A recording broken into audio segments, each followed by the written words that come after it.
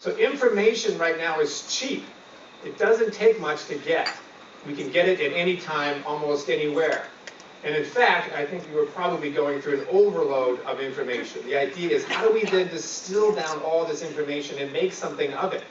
I think in many ways we're becoming a little bit overwhelmed by the amount of information. So we're blotting it out. We're not paying attention to each other. Our listening skills are going down and so forth. So then I believe then we start going into another era. So I want to ask you, who was in the room, how many of you actually have one of these?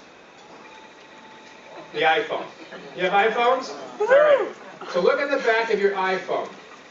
If you have really good vision, like I used to have, you will see that the iPhone actually has 6 words on it. And those 6 words, I think, are actually very much indicative of the kind of era that we are entering into right now. And those 6 words on the back of that iPhone are designed in California, assembled in China.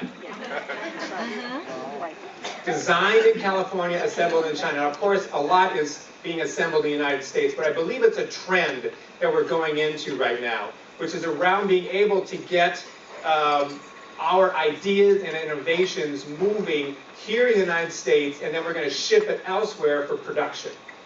So I do believe right now what we're entering into is an era of innovation. We're not entering into an era anymore of information. We're now into an innovation era.